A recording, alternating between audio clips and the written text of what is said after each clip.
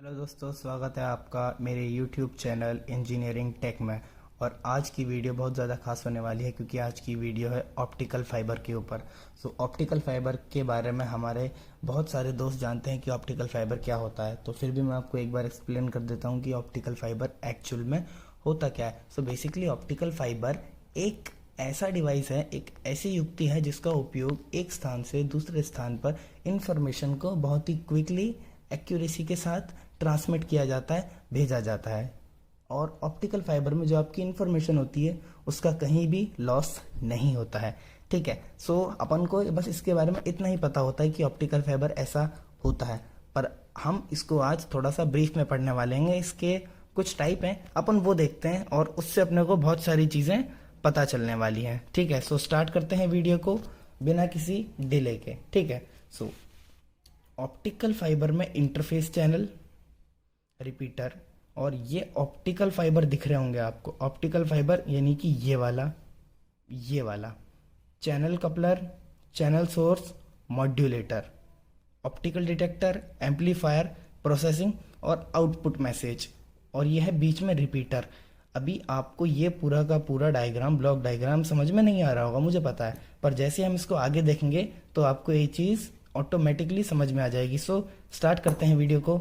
Optical fibre transmission link में निम्न 3 part होते हैं। पहला ट्रांसमीटर, दूसरा इंफॉर्मेशन चैनल, तीसरा रिसीवर। और दोस्तों आइए इसको तीनों को हम बारी बारी से पढ़ते हैं।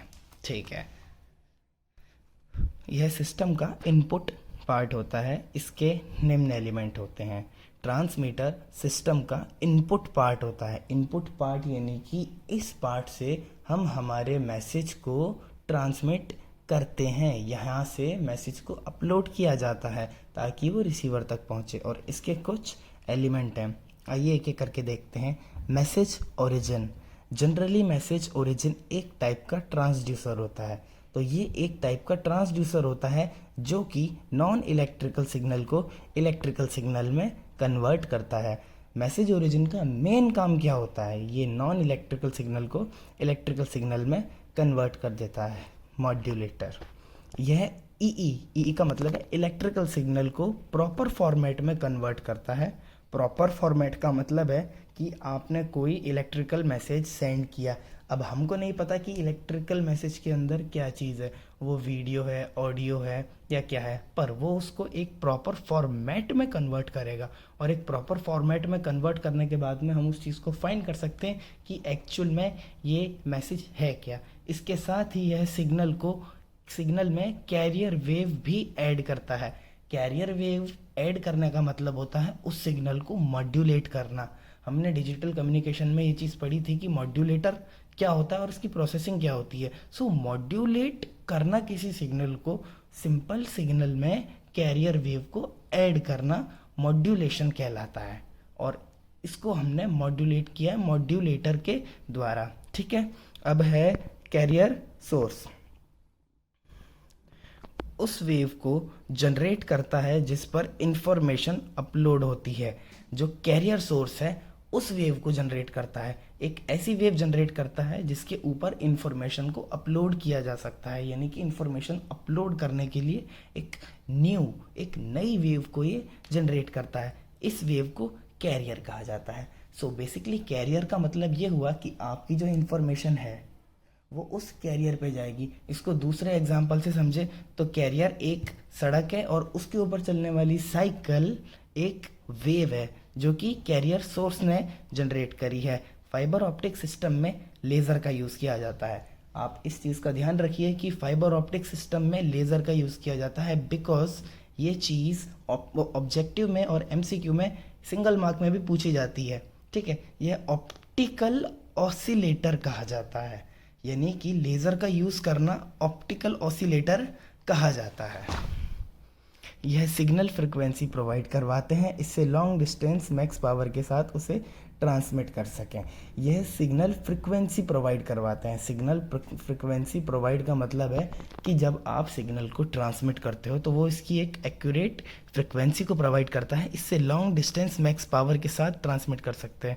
यानी कि आप अपने सिग्नल को, अपने मैसेज को लॉन्ग डिस्टेंस के साथ आपका डिस्टेंस बहुत ज़्यादा है, आप किसी को भेज रहे हो वो काफ़ी ज़्यादा डिस्टेंस पर है, उसको मैक्स पावर के साथ ट्रांसमिट कर सकते हो। अगर आप उसको मैक्स पावर के साथ कोई भी मैसेज ट्रांसमिट कर रहे हो तो इट्स मीन आपकी इन्फॉर्मेशन है वो लॉस नहीं होगी। ठीक है, अब बारी आती है चैनल कपलिंग की। यह इन्फॉर्मेशन को चैनल में फीड करता है। मतलब आपने चैनल कपलिंग का यूज़ क्यों किया? चैनल कपलिंग का यूज़ इसीलिए किया क्योंकि आपको इन्फॉर्मेशन को चैनल में फीड करना था।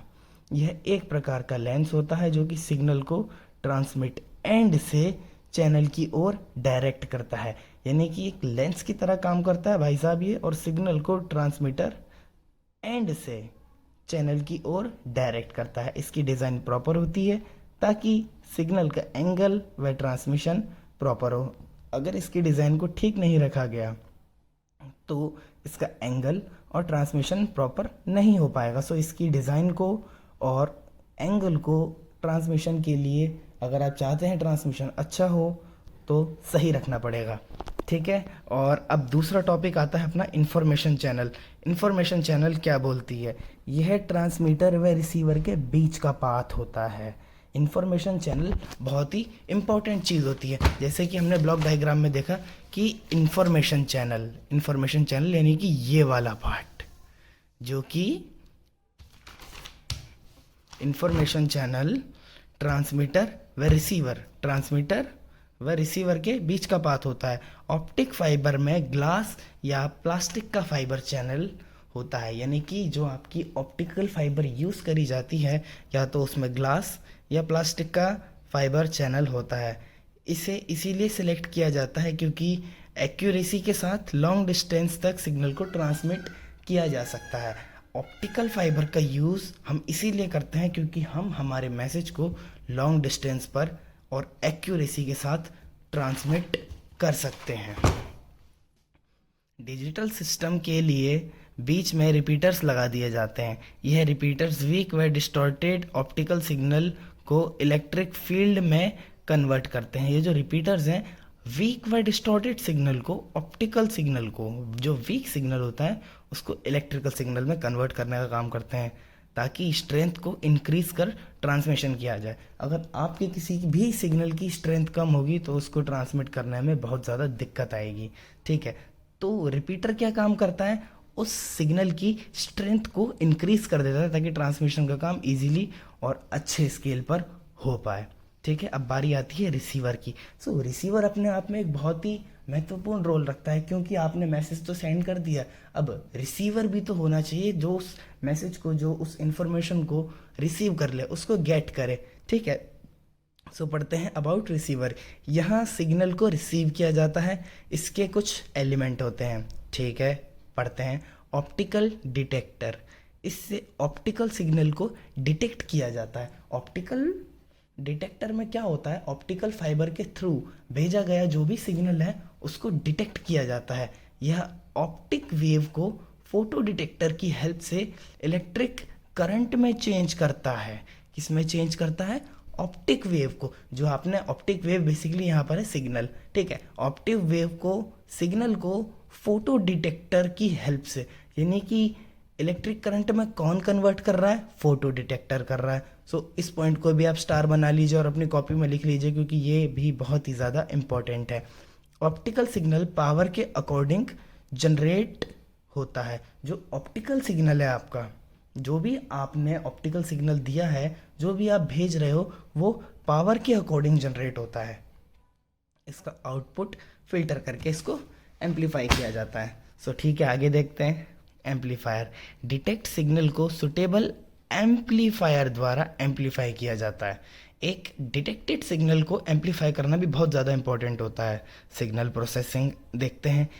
यहाँ सिग्नल को पुनः फिल्टरिंग एवं एम्पलीफाई किया जाता है। सो बेसिकली फिल्टरिंग का काम इसलिए किया जाता है क्योंकि आपके सिग्नल में समटाइम्स कई बार नॉइज़ आ जाती है और कई बार कुछ अदर एलिमेंट्स ऐसे आ जाते हैं जो कि हमको नहीं चाहिए होते, तो वो सिग्नल प्रोसेसिंग के द्वारा हटा दिए जाते हैं, फिल्टरिंग किए जाते हैं।